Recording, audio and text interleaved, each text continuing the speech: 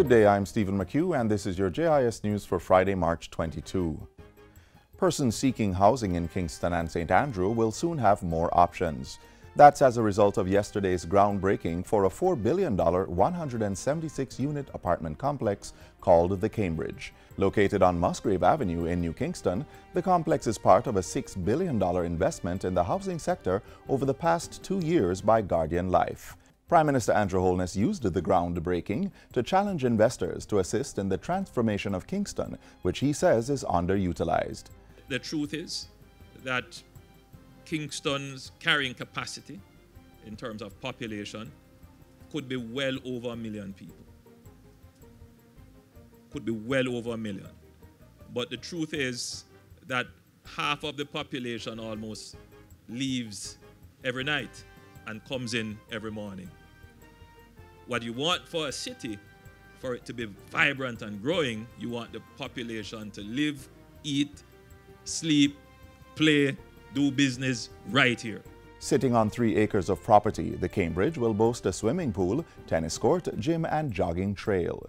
320 new jobs are expected to be created during the construction phase, which will take place over the next 2 years.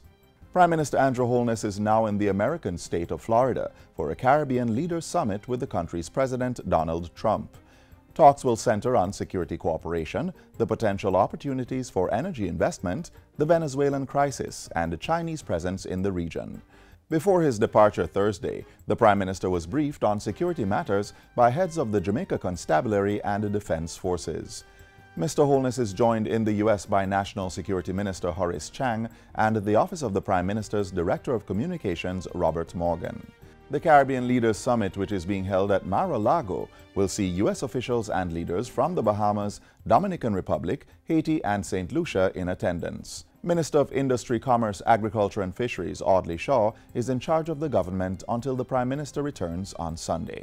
Staff at the Ministry of Education, Youth and Information have been reassured that the government will work with them to ensure continued public confidence in its operations. Minister Carl Samuda, who has interim oversight of the portfolio, gave the vote of confidence yesterday as he met with the staff.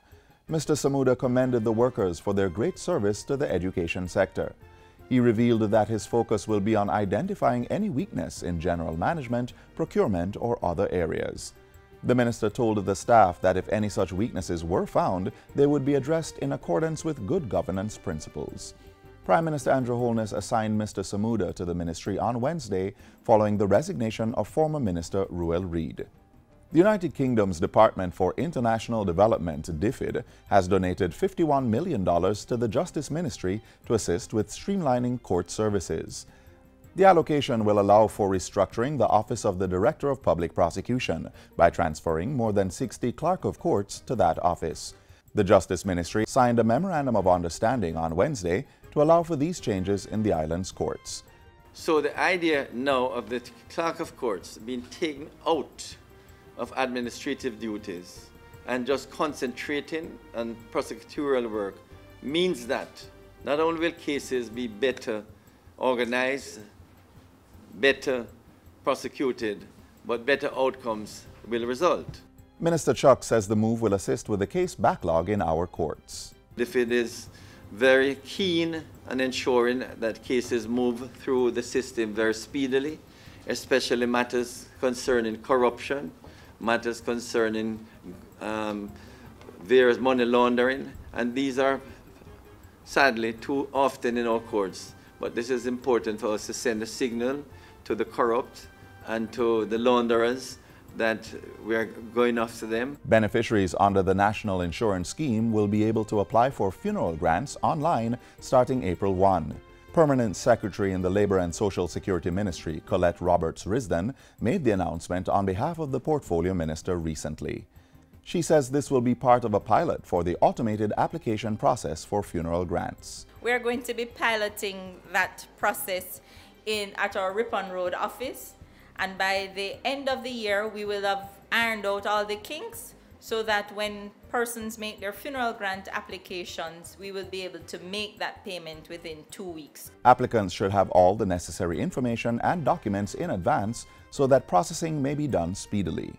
Mrs. Roberts-Risden was speaking at the recent Bureau of Standards Jamaica and the National Consumers League event for World Consumer Rights Day.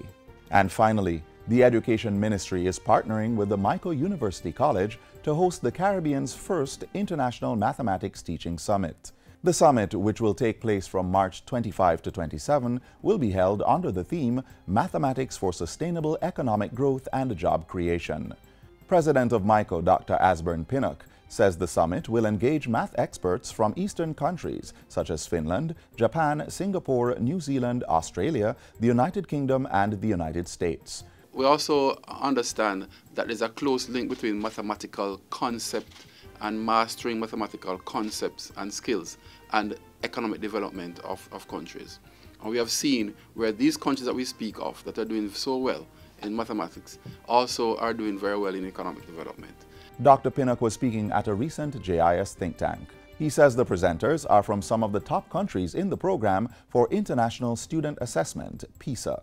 The summit is just one of the ministry's activities for National Mathematics Week 2019, which will take place March 24 to 29. And that's it for JIS News Today. I'm Stephen McHugh. Thanks for watching.